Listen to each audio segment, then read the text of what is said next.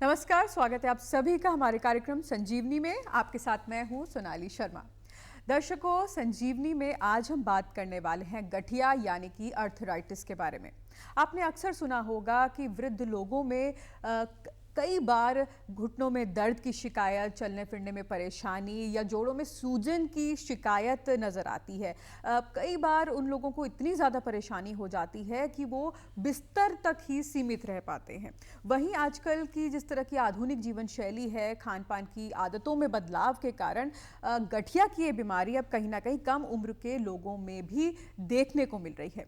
ऐसे में आज अपने इस कार्यक्रम के जरिए हम गठिया यानी अर्थराइटिस को करीब से समझेंगे, इसकी वजह को जानेंगे, इसके अलग अलग प्रकार के बारे में जानेंगे और साथ ही साथ ये भी जानेंगे कि किस प्रकार आयुर्वेद के जरिए हम इस समस्या से का समाधान पा सकते हैं। और इस विषय पर जानकारी देने के लिए खास मेहमान हमारे साथ स्टूडियो में उपस्थित है। हमारे साथ उत्तराखंड आयुर्वेद विश्वविद्यालय के पंचकर्म विभाग से सहायक प्रोफेसर डॉक्टर नितेश आनंद जी हैं। तो चलिए उनका स्वागत करते हैं और कार्यक्रम को आगे बढ़ाते हैं। डॉक्टर नितेश, बहुत बहुत स्वागत आपका हमारे कार्यक्रम में। बहुत बहुत धन्यवाद सोनाली जी। तो डॉक्टर नितेश, जैसे कि आज हम गठिया को लेकर बातचीत करने वाले हैं और सबसे पहले आपसे जानना चाहेंगे गठिया की ये बीमारी क्या होती है, अर्थराइटिस जिसको हम आम भाषा में बोलते हैं, और आयुर्वेद में इसका वर्णन, इसके बारे में क्या कुछ जानकारी दी गई है? देखिए सोनाली जी, जो गठिया जो होता है, जैसे हमारे जो शरीर होता है, शरीर में जो बोन्स होते हैं, जहाँ दो बोन्स आपस में मिलते हैं उसको जॉइंट्स और संधि का नाम हम देते हैं। उस संधि में कार्टिलेज होता है जो कि ईजिली फ्री फ्लोइंग मूवमेंट्स कराता है जॉइंट्स का। किसी कारणवश या किसी फैक्टर के कारण अगर वो कार्टिलेज डैमेज हो जाए या फिर डिजनरेट हो जाए ओल्ड एज में या फिर न्यू एज में भी, तो इसको हम गठिया आयुर्वेद में कहते हैं। बिल्कुल। डॉक्टर साहब, क्या गठिया के भी कई प्रकार होते हैं, और अगर हाँ होते हैं तो कौन कौन से ऐसे प्रकार हैं जो गठिया के देखने को मिलते हैं? सोनाली जी, गठिया के बहुत ज़्यादा प्रकार होते हैं, जैसे कि अलग अलग नामों से इसको वो भी किया जाता है। जैसे कि अगर हाथों की छोटी छोटी हड्डियों में हो जाए तो इसको आम वात हमारे आयुर्वेद में बोलते हैं, जिसको रूमेटॉइड अर्थराइटिस भी एलोपैथिक वाले इसको नाम देते हैं। इसके अलावा अगर हमारे घुटने में हो जाए तो उसको ऑस्टियोआर्थराइटिस बोलते हैं, संधिगत वात बोलते हैं। अगर हमारे पैर के पहले अंगूठे जिसको एमटीपी जॉइंट्स बोलते हैं वहाँ हो जाए तो उसको गाउट बोलते हैं। गर्दन में अगर हो जाए तो उसको सर्वाइकल स्पॉन्डिलोसिस बोलते हैं। पूरी कमर में हो जाए तो लंबर स्पॉन्डिलोसिस बोलते हैं। आपने देखा होगा कि बहुत से लोग अपना हाथ नहीं उठा पाते हैं, एक साइड का शोल्डर या फिर कंधा जाम हो जाता है, उसको फ्रोजन शोल्डर बोलते हैं। तो निश्चित तौर पे गठिया के बहुत ज़्यादा टाइप्स हैं, तो इसका अलग अलग सबका फेजेस के अकॉर्डिंग सबका ट्रीटमेंट अलग अलग भी होता है। बिल्कुल। तो डॉक्टर साहब, सबसे आम आज के समय की अगर बात की जाए तो सबसे ज़्यादा मामले, सबसे ज़्यादा केसेस कौन से प्रकार के गठिया के देखने को मिलते हैं जो तेज़ी से बढ़ रहे हैं कहीं ना कहीं? संभवतः गठिया सारे ही बहुत ज़्यादा अधिक मात्रा में भारत में देखने को मिलते हैं, जिसमें उत्तराखंड में भी जो ठंड प्रदेश है उसमें भी सारे गठिया देखने को मिलते हैं। लेकिन इसमें जो मेनली आपके आम वात जिसको रूमेटॉइड अर्थराइटिस बोलते हैं, या फिर आपके घुटनों का सूजन जिसको बोलते हैं, या ऑस्टियोआर्थराइटिस हो गया, या फिर आपका सर्वाइकल स्पॉन्डिलोसिस हो गया, बहुत ज़्यादा देखने को मिलता है। क्योंकि इसकी आजकल केसेस बीइंग अ कंसल्टेंट हम इतना पेशेंट को देखते हैं हर दिन कि हर तीसरा या चौथा व्यक्ति इस गठिया रूमेटॉइड अर्थराइटिस से फिर ऑस्टियोआर्थराइटिस से परेशान रहता है। बिल्कुल। तो आपने यहाँ पे अलग अलग प्रकार बताए डॉक्टर साहब गठिया के बारे में। अब लक्षणों की ओर बढ़ते हैं, क्योंकि हमें से कई लोग कई तरह की समस्याओं से जूझ रहे होते हैं, लेकिन क्योंकि हमें नहीं पता कि ये लक्षण गठिया का हो सकता है, तो थोड़ा बहुत आप लक्षण के बारे में बताएं और ये भी बताएं कि कब हमें एक चिकित्सक के पास जाना चाहिए। लक्षणों में सबके जैसे गठिया के अलग अलग फॉर्म्स हैं, अलग अलग टाइप्स हैं, तो सबके लक्षण भी अलग अलग एज में अलग अलग आते हैं। जैसे जो सबसे ज़्यादा पाया जाना वाला गठिया वो रूमेटॉइड अर्थराइटिस है। उसमें अगर सुबह सुबह अगर आपको लग रहा है कि आपके हाथ नहीं खुल रहे हैं, जिसको मॉर्निंग स्टिफनेस बोलते हैं, करीबन आधे घंटे से लेकर 1 घंटे तक की इसकी अवधि होती है, जिसमें पेशेंट अपना हाथ नहीं खोल पाता, या फिर गर्दन में अकड़ाहट रहती है, इसको सर्वाइकल स्पॉन्डिलोसिस बोलते हैं, या सूजन बहुत ज़्यादा रहती है आपके पैरों में, घुटनों में, या फिर आपका स्वेलिंग बहुत ज़्यादा है, या फिर उसमें आपको जलन बहुत ज़्यादा हो रही है, पेशेंट चल नहीं पा रहा है या नीचे बैठना पड़ रहा है उसको हाथ टेक के, तो ये सारे सिम्टम्स रहते हैं उसके। अर्ली स्टेजेस में आपको यही चीज़ देखने को मिलती है बेसिकली। जहाँ तक बात गाउट की है, वात रक्त की, उसमें आपको पैरों में चप्पल जब वो सुबह सुबह पहनता तो नहीं पहन पाता, क्योंकि बहुत जलन होती है, बहुत आपको दर्द उसको महसूस होता है। तो ये बहुत सारे फॉर्म्स उसके रहते हैं गठिया के टाइम के। बिल्कुल। तो डॉक्टर साहब, जब कोई पेशेंट आपके पास आता है और कहीं ना कहीं आपको लगता है कि ये गठिया का कोई ना कोई प्रकार हो सकता है, तो किस तरह से आप कौन कौन सी ऐसी शुरुआती जांच होती है जो आप रेकमेंड करते हैं और जिससे कहीं ना कहीं ये पता चलता है कि इस शख्स को गठिया का कौन सा प्रकार है? मुख्यतः जो देखा जाता है वो 3-4 गठिया ही हैं जो कि बहुत ज़्यादा हम पेशेंट्स में देते हैं, जिसमें कि रूमेटॉइड आर्थराइटिस है। उसमें आप आरए फैक्टर करा सकते हैं स्टार्टिंग में। अगर आप पेशेंट को लग रहा है कि जो मैंने अभी पहले सिम्टम्स का वर्णन किया कि हाथ नहीं खुल रहे हैं या फिर मॉर्निंग स्टिफनेस बहुत ज़्यादा हो रही है, अकड़ाहट है, शरीर में बहुत जकड़न है, तो ऐसी स्थिति में वो अपने जाके आरए फैक्टर करा सकता है कंसल्टेंट के सुपरविज़न में।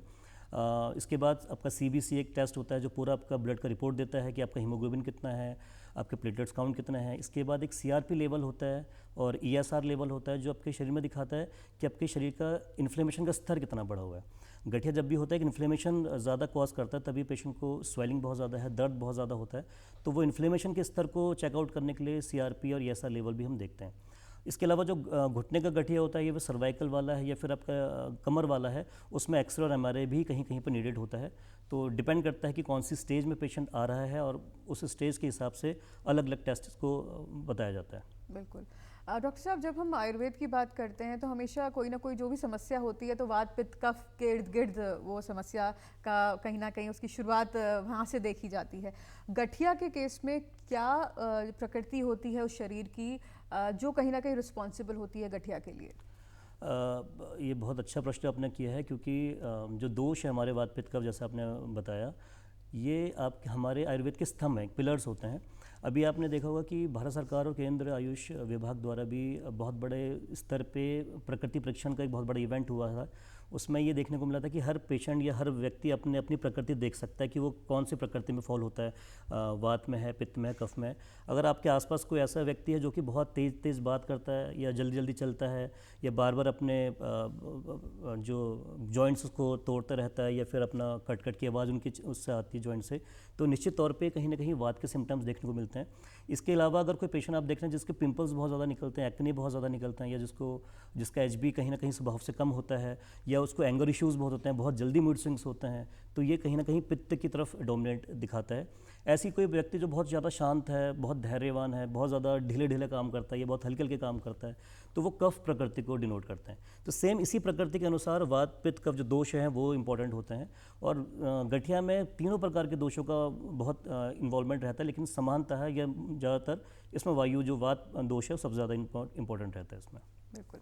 तो डॉक्टर साहब, कहीं ना कहीं गठिया की जब हम बात करते हैं तो एक वृद्धावस्था एक मेजर फैक्टर होता है कि ये उम्र बढ़ रही है तो कहीं ना कहीं ये बीमारी अब उनको घर कर रही है। लेकिन आज के समय में कम उम्र के लोगों में भी गठिया की बीमारी देखने को मिल रही है। तो इसके पीछे आप क्या कारण मानते हैं और कम से कम कितनी उम्र के पेशेंट्स आपने देखे हैं जो यंगेस्ट पेशेंट हैं और गठिया का कहीं ना कहीं उनमें गठिया डायग्नोज हुआ है? बिल्कुल, इसमें जो यंग पेशेंट्स भी आजकल देख रहे हैं बहुत हैप्पीजार्ड सी जीवन शैली है, डाइट प्रॉपर नहीं है, आहार सही नहीं है, कभी भी कुछ खा लिया जा रहा है, तो उस कारण से आजकल जो यूथ हैं बहुत ज़्यादा इससे प्रभावित हैं। इसमें दो तरीके के गठियों का वर्णन हमारे आयुर्वेद करता है। पहला नंबर तो यह है कि एक होती है एज रिलेटेड आर्थराइटिस, जो कि उम्र के बाद आती ही आती, जैसे हमारे स्वभावतः हमारे जैसे बाल वाइट होना शुरू हो जाते हैं एक एज प्रोसेस के बाद, तो 60, 65, 55 साल के बाद वैसे ही अपनी जो कार्टिलेज जो है वो घिसना शुरू होती है, इसको बोलते हैं डिजेनरेटिव आर्थराइटिस। इसके अलावा जो दूसरा वाला जो प्रकार है जो कि यूथ में मिलता है वो होता है ऑटोइम्यून डिसऑर्डर वाला आर्थराइटिस। इसमें क्या होता है कि जो हमारी बॉडी की जो खुद की अच्छी इम्यूनिटी होती है वो हेल्दी सेल्स को अटैक करना शुरू कर देती है। जब ये हेल्दी सेल्स को अटैक करते हैं तो कहीं ना कहीं वो आपके अल्टीमेटली लीड्स करता है स्वेलिंग ऑफ बोन्स को, जॉइंट्स को, दर्द करता है, क्रैम्पिंग करता है, स्टिफनेस पैदा करता है।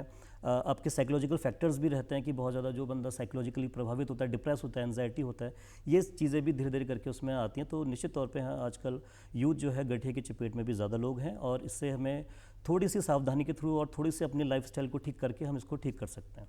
और डॉक्टर साहब, कम से कम कौन सी उम्र है जहाँ से गठिया की ये समस्या आप देखने को मिल रही है? बिल्कुल 25 से 35 तक की एज में पेशेंट हमारे पास आते हैं और उससे पहले अगर कोई फैमिली हिस्ट्री पॉजिटिव रही तो उससे पहले को भी देखने को मिलता है, जो कि 12 से 18 साल में भी देखने को मिलता है। तो इस उम्र के युवाओं में किस तरह के सिम्टम्स देखने को मिलते हैं? क्या परेशानियों के साथ वो आपके पास आते हैं? सिम्टम्स सबसे पहले यही रहते हैं क्योंकि पूरी बॉडी उनकी स्टिफ हो गई है, जकड़ाहट बोलते हैं कि हमें बहुत ज़्यादा जकड़ाहट हो रही है, उनको खाने में रुचि नहीं रहती, जिसको अरुचि करके हमारे आयुर्वेद में वर्णन किया गया है।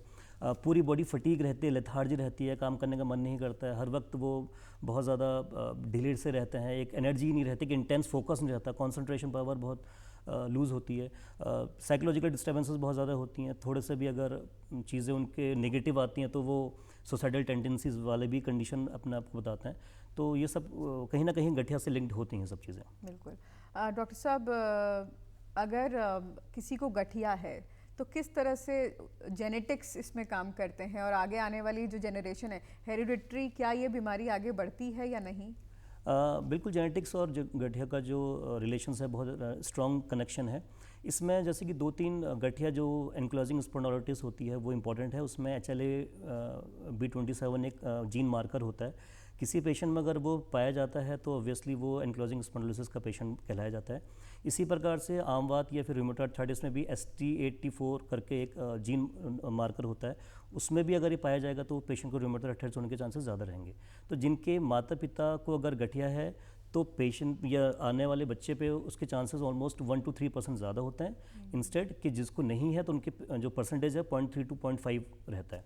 बिल्कुल। डॉक्टर साहब, आयुर्वेद की यहाँ पर अब बात करते हैं, तो आयुर्वेद में किस तरह से इलाज गठिया का किया जाता है, और जो अलग अलग प्रकार आप जैसे बता रहे हैं तो उन तमाम प्रकारों को लेकर आप चलें आगे और बताएं हमारे दर्शकों को कि किस तरह से आयुर्वेद के जरिए इस बीमारी से निजात पाया जा सकता है या नहीं।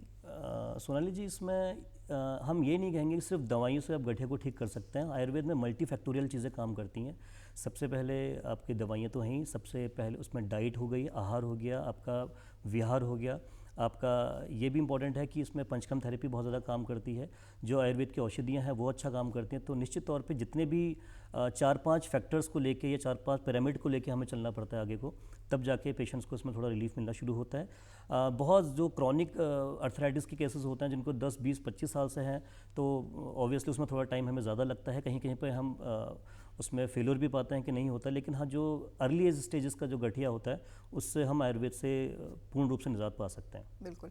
तो कौन कौन सी ऐसी औषधियाँ होती हैं डॉक्टर साहब जो इसके इलाज में बेहद महत्वपूर्ण भूमिका निभाती हैं, और जिनके इस्तेमाल से कहीं ना कहीं पेशेंट को आराम मिलता है? इसमें बहुत सी औषधियाँ हैं और अलग अलग गठिया की अलग अलग औषधियों का निर्धारण किया गया है। जैसे कि रूमेटॉइड आर्थराइटिस अगर या आमवात के सिम्टम जिससे मैच करते हैं तो उसमें आमवातरी रस हो गया, अग्नितुंडी वटी, योगराज गुगलू, इनका प्रयोग हम करते हैं। कुछ क्वाथ का भी प्रयोग करते हैं जिसमें महाराष्ट्र निधि क्वाथ या पुनरोष्टा क्वाथ का प्रयोग ज़्यादा रहता है। और अगर हम गाउट की बात करें, वातरक की बात करें, तो उसमें किशोर गुगलू बहुत ज़्यादा प्रभावित देता है। तो बहुत सी नंबर ऑफ़ थेरेपीज़ हैं। इसके अलावा हमारी रस भस्म जो होती हैं, जो भस्म प्रकरण में आई हैं, उसका भी हम प्रयोग कर सकते हैं, वो भी इसमें काम करता है। और तीसरे नंबर पे इसमें पंचकर्म आजकल की इस विधा में भी और पहले भी बहुत अच्छे से गठिया को निजात पाने में काम करता है। और अलग अलग गठिया के लिए अलग अलग पंचकर्म भी निर्धारण किया जाता है। बिल्कुल। इलाज पे मैं दोबारा आऊँगी डॉक्टर साहब, लेकिन एक चीज़ और जानना चाहती हूँ कि क्या महिलाओं और पुरुषों में अलग अलग सिम्टम्स होते हैं गठिया को लेकर, और अमूमन जो हमारा एक्सपीरियंस है कि महिलाओं में ये जोड़ों का दर्द और सूजन या चलने फिरने में परेशानी, ये समस्याएं ज़्यादा देखने को मिलती है। तो क्या वाकई ऐसा है कि गठिया की बीमारी औरतों को ज़्यादा, महिलाओं को ज़्यादा अफेक्ट करती है कंपैरेटिवली मेल्स के? बिल्कुल ऐसा सही है कि फीमेल्स में जो गठिया का एक पर्टिकुलर टाइप जो होता है जिसको रूमेटॉइड आर्थराइटिस बोलते हैं या फिर संदिग्धवाद ऑस्टियोआर्थराइटिस बोलते हैं, उसमें फीमेल का जो रेशियो है ऑलमोस्ट 4:1 का है। मतलब हर चौथी महिला को गठिया है ऐसा मानते हैं। जबकि जो दूसरा पार्ट है गाउट का या वातरक्त का, उसमें मेल्स ज़्यादा प्रभावित होते हैं। और उसके पीछे रीज़न भी, अगर जो मेल्स वाला जो गठिया है उसमें जैसे बहुत ज़्यादा अल्कोहल कंजप्शन करना या फिर साइकोलॉजिकल डिस्टर्बेंस होना या फिर ओवर स्ट्रेस होना, अपने काम में ओवर एग्जॉस्ट होना, ये सब चीज़ें उसके पीछे रीज़न होते हैं। जबकि महिलाओं में हम देखते हैं कि हमारे पास जो पेशेंट आते हैं, बहुत से कामकाजी महिला होती हैं जो हाउसवाइफ होती हैं, वो टाइम से अपना खाना नहीं ले पाती हैं, या फिर कभी कभी ऐसा होता है कि अपने जो यूरिन है या फिर अपने जो डिफिकेशंस हैं उसको रोक देती हैं। उसके कारण भी इसको वेग धारण की सूची में बोलते हैं आयुर्वेद में। ये अगर वेग धारण कर लेंगे आप, या फिर आप टाइम से खाना नहीं खाते हैं, आपका जो सुबह का नाश्ता 12-12 बजे जा रहा है या जो शाम का खाना है वो 10-10 बजे जा रहा है, तो ऐसा करके मेटाबॉलिक डिस्टर्बेंसेस भी कहीं ना कहीं होते हैं। और एक पाचन जो क्रिया है हमारी बॉडी का, वो सिस्टम पूरा मिसमैच हो जाता है, पजल्ड हो जाता है। उस कारण से भी ये गठिया को ही लीड्स करता है। और इसके अलावा जो साइकोलॉजिकल डिस्टर्बेंसेस भी होते हैं, फीमेल्स बहुत ज़्यादा मूड स्विंग्स हो जाते हैं, और हार्मोनल इम्बैलेंस हैं प्रेगनेंसी के टाइम पे, मेंसेस के टाइम पे, ये इस टाइम पे गठिया आपको ज़्यादा देखने को मिलता है। बिल्कुल। और कई बार महिलाएं अपने स्वास्थ्य को लेकर लापरवाह भी होती हैं डॉक्टर साहब, और कहीं ना कहीं अगर खान पान की बात करें तो ताज़ा खाना कई बार वो दूसरों को सर्व करती हैं और खुद के लिए नहीं, तो क्या ये भी वजह होती है कि धीरे धीरे ग्रेजुअली समय के साथ ये भी कहीं ना कहीं कोई कारण बनता है? बिल्कुल, इसमें मैं थोड़ा सा और ठीक करना चाहूँगा इसमें कि हम डाइट को बहुत ज़्यादा फॉर ग्रांटेड ले लेते हैं। इसमें जो जैसे बहुत सी महिलाएं या बहुत से घर में ऐसा भी होता है कि रात का ही खाना रख दिया जाता है, वो उसको सुबह सर्व किया जाता है, भले ही वो आटा हो फ्रिज का पड़ा हुआ या फिर आपकी सब्जियां हो। तो कहीं ना कहीं वो चीज़ें को आपको आपकी मेटाबॉलिज्म को, आपको डाइजेशन को बहुत ख़राब कर देती हैं। एक फ्रेश ब्लड जो बनना चाहिए वो नहीं बन पाता, तो वो भी बहुत बड़ा कारण होता है। इसके अलावा हमारे आयुर्वेद में वृद्ध आहार का वर्णन आया है। वृद्ध आहार का मतलब होता है कि दो अपोजिट चीज़ें को खाना, जैसे ठंडे के संग गर्म खाना। आजकल हम देखते हैं कि गरम गरम हमने सूप ऑर्डर किया या पिया, उसके बाद जस्ट हमने आइसक्रीम खा ली, तो ये जस्ट इतना ठंडा और इतना गर्म खाने के बाद भी एक अगर हैबिचुअल प्रोसेस जनरेट हो जाती है, बार बार हम इसी चीज़ को करेंगे, तो अल्टीमेटली वो आपके बोन्स को डेंसिटी कम करेगा, आपकी बोन्स की जो आपकी वॉल्यूम है वो कम करेगा, तो अल्टीमेटली वो गठिया ही लीड्स करेगा। तो बिल्कुल महिलाओं में ये सब चीज़ें देखने को ज़रूरत मिलती हैं। बिल्कुल। डॉक्टर साहब, अपनी किचन की ओर आते हैं। क्या ऐसी चीज़ें हमारी किचन में आज के समय में भी उपलब्ध हैं जो हमारी आंखों के सामने कहीं ना कहीं रहती है लेकिन हम इस्तेमाल नहीं करती, और वो कहीं ना कहीं गठिया के लिए एक बहुत अच्छी चीज़ हो सकती है? तो ऐसी छोटे छोटे नुस्खे या औषधि या घर या किचन में रखी ऐसी स्पाइसेस आप कुछ बताएं जिन्हें गठिया के पेशेंट को अपने रोज़मर्रा के आहार में शामिल करना चाहिए। मेरे सबसे पहले तो ये इसमें सुझाव होगा कि सबसे पहले तो अगर जिसको गठिया है तो वो अपने गठिया के टाइप्स को निर्धारण करे कि उसको कौन सा गठिया है, क्योंकि इसके बहुत प्रकार हैं, एन नंबर ऑफ टाइप्स हैं। उसके बाद एक कंसल्टेंट की आप हेल्प लीजिए या आयुर्वेदिक फिजिशियन से, आयुर्वेदिक वेदाचार्य से मिलिए। वो आपको क्लियर बताएगा कि इसमें आपको कौन कौन से टेस्ट कराने हैं। जैसे जैसे टेस्ट का निराकरण वो होता है या फिर आपके ऊपर नीचे होते हैं, उस हिसाब से इसमें आप औषधि बनाते हैं। जहाँ तक किचन के होम रेमेडीज़ का सवाल है, तो उसमें बोला जाता है कि जो हल्दी है या हरिद्रा जिसको बोलते हैं, उसमें कुरकुमा लौंगा एक कंटेंट होता है, उसका नाम भी होता है। कुरकुमिन उसमें कंटेंट होता है। वो कुरकुमिन क्या करता है कि बॉडी को इन्फ्लेमेशन से बचाता है। जहाँ सूजन बहुत है, पेन बहुत ज़्यादा है, सुबह सुबह आप बॉडी अकड़ रही है, तो उसके लिए आप उसका प्रयोग कर सकते हो। वो पेन किलर टाइप का भी काम करता है, एनाल्जेसिक भी होता है कहीं ना कहीं, और आपका एंटी इन्फ्लेमेटरी भी होता है। इसके अलावा आजकल बहुत ज़्यादा पर्याप्त मात्रा में जो है ग्रीन टी लोग बहुत ज़्यादा पी रहे हैं, तो उसका भी मात्र बहुत अच्छा एक होम रेमेडी हो सकती है। क्योंकि ग्रीन टी में जो मिलते हैं कंटेंट वो फाइटोफिनॉल्स करके होता है। फाइटोफिनॉल्स जो होता है हमारे कार्टिलेज को और हमारी बोन की डेंसिटी को रीग्रो करने में सहायक होते हैं। तो निश्चित तौर पे आप ग्रीन टी और हरिद्रा या फिर आपका अदरक का प्रयोग हम कर सकते हैं। ये सब के सब एक ऐसी घर की औषधि है जिसको हम प्रयोग करके थोड़ा अपना गठिया को हम ठीक कर सकते हैं। बट हाँ, कम्प्लीटली ठीक करने के लिए आपको डॉक्टर के पास जाना पड़ेगा। बिल्कुल। अब डॉक्टर साहब, आहार की बात करते हैं। आहार बेहद महत्वपूर्ण चीज़ होती है किसी भी बीमारी से लड़ने के लिए, लेकिन जब गठिया की बात करते हैं तो इसमें आहार पे किस तरह से फोकस हमारा रहना चाहिए? कौन कौन सी ऐसे फल हैं या सब्जियां हैं जिनको हमें अपनी डाइट में शामिल करना चाहिए? जैसे अभी मैंने पहले बताया कि ये पूरा जो गठिया है वो वायु या वात दोष के कारण बहुत ज़्यादा होता है। तो जो भी ऐसे आहार जो कि वात को प्रधान है वो हमें नहीं खाने हैं। हमें उसके अपोजिट वाले चीज़ें खानी है जो कि वात के विपरीत जाएंगी। जैसे इसमें जो भी ठंडी चीज़ें हैं, खट्टी चीज़ें हैं, हमें चावल नहीं खाना है, हमें दूध दही का ज़्यादा प्रयोग नहीं करना है। दही को तो इवन बहुत अभिशंद बताया। अभिशंद का मतलब जो स्रोतश को ब्लॉक करता है, चैनल्स को ब्लॉक करता है। तो गठिया में ये भी बहुत ज़्यादा जो है आपका नेगेटिव अप्रोच देता है।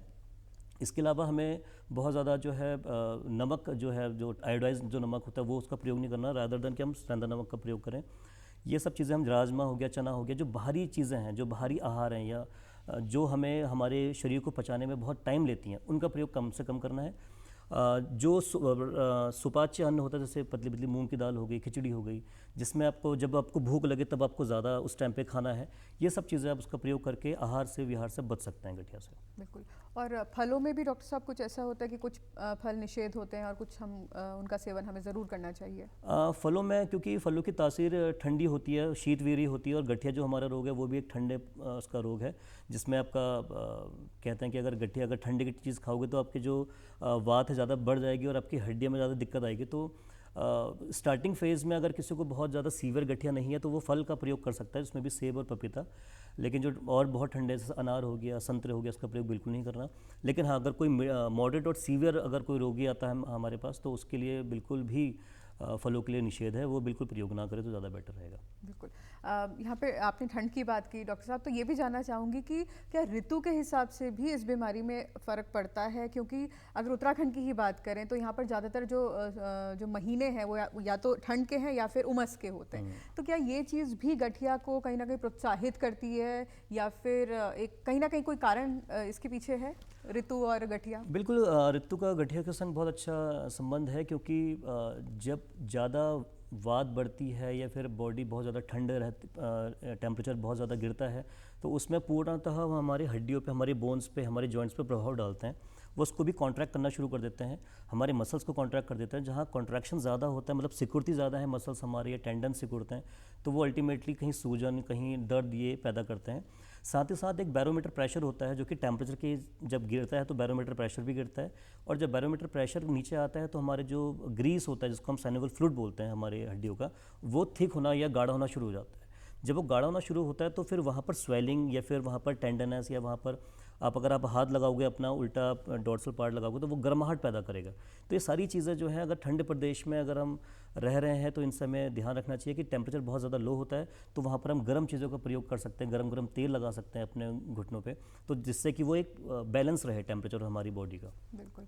यहाँ पर आपने अभी गर्म चीज़ और तेल की भी बात करी, तो किस तरह से मालिश और अभ्यंग या पंचकर्म किस तरह से इस बीमारी में पेशेंट की कहीं ना कहीं मदद करता है? और जब पंचकर्म की बात करते हैं और आप पंचकर्म विभाग से भी हैं, तो वो प्रोसेस के बारे में भी थोड़ा आप बताएं कि किस तरह से पेशेंट को रिलीफ गठिया में इस विधि के द्वारा दिया जा सकता है। संजीवनी कार्यक्रम के माध्यम से मैं बताना चाहूँगा कि पेशेंट आजकल जो फील करता है कि उसको अगर गठिया है तो वो तेल लगाना शुरू कर देता है कहीं पर भी, अगर उसको कहीं ऐसा लगता है, जो कि बिल्कुल गलत प्रैक्टिस है।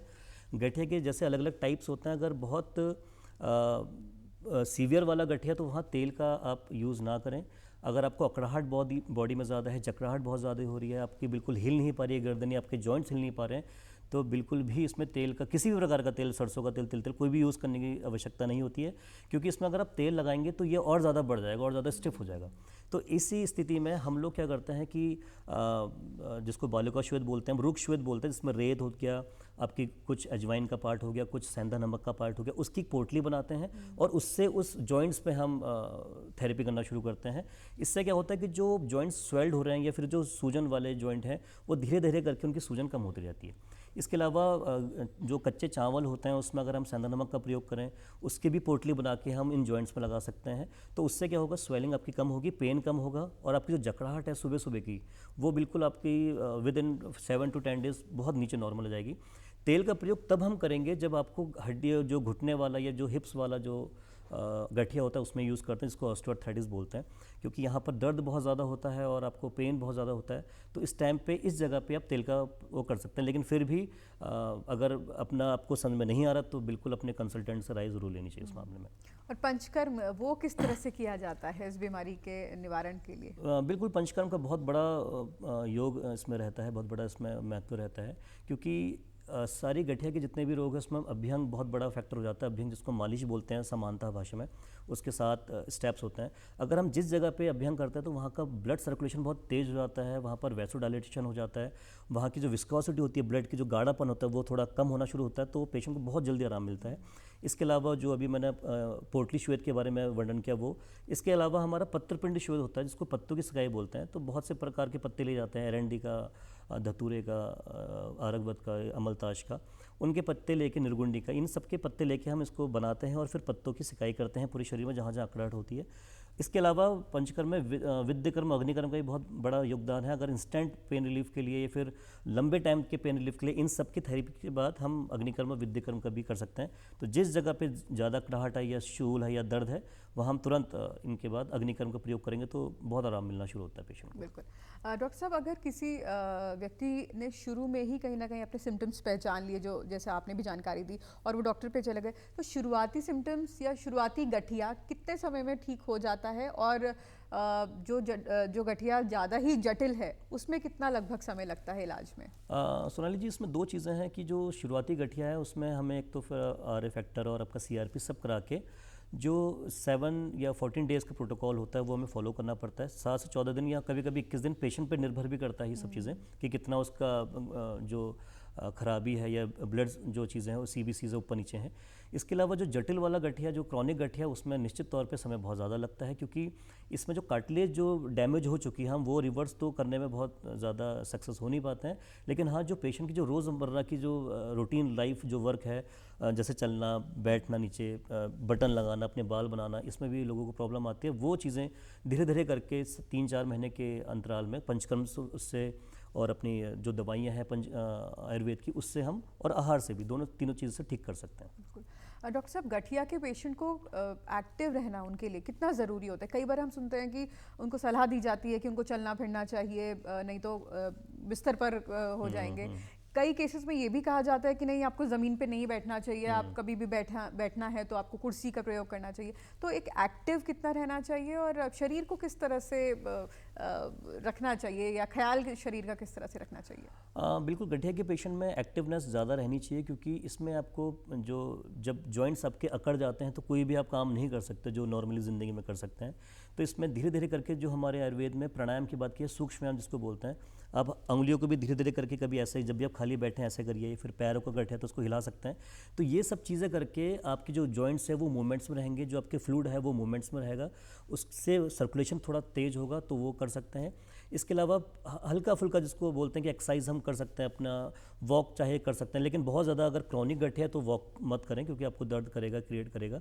लेकिन हाँ, हल्का फुल्का सीवियर है या मॉडरेट है या फिर हल्का फुल्का माइल्ड आपको गठिया है, तो उसमें आप अपना वॉक कर सकते हैं।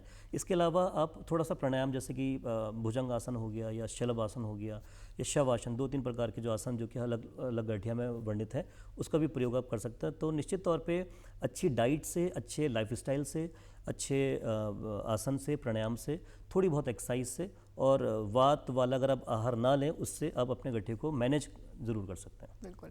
तो डॉक्टर साहब, चलते चलते आप क्या सलाह हमारे दर्शकों को देना चाहेंगे, उन्हें जिन्हें गठिया है, और हमारे युवा वर्ग को भी जो कहीं ना कहीं इस बीमारी की ओर बढ़ रहे हैं, तो क्या उन्हें भी किन चीज़ों से बचना चाहिए ताकि उन्हें भी भविष्य में गठिया की समस्या ना हो? तो चलते चलते हमारे दर्शकों को सलाह। तो अंत में मैं इतना कहना चाहूँगा कि अपने दिनचर्या को आपको बहुत अच्छे से रखना है। बहुत छोटी छोटी चीज़ें करनी है जो हम बचपन से करते आए हैं, कि सुबह जल्दी उठना है, रात को जल्दी सोना है, और देर रात तक अगर उठेंगे तो भी वायु बढ़ाता है, तो अल्टीमेटली वो भी गठिया के ही बनाएगा। और अपना जो भी आप खाना खा रहे हैं, जो भी आहार आप ले रहे हैं, वो बहुत अच्छा हो, प्रोसेस्ड नहीं होना चाहिए, पैक्ड वाले आइटम्स नहीं होने चाहिए, फर्मेंटेड चीज़ नहीं होनी चाहिए, जंक नहीं होना चाहिए, फ्रेश चीज़ें होनी चाहिए, फ्रीज़ में रखी हुई चीज़ें नहीं होनी चाहिए। इसके अलावा आप थोड़ा बहुत अपने आसन प्राणायाम करिए।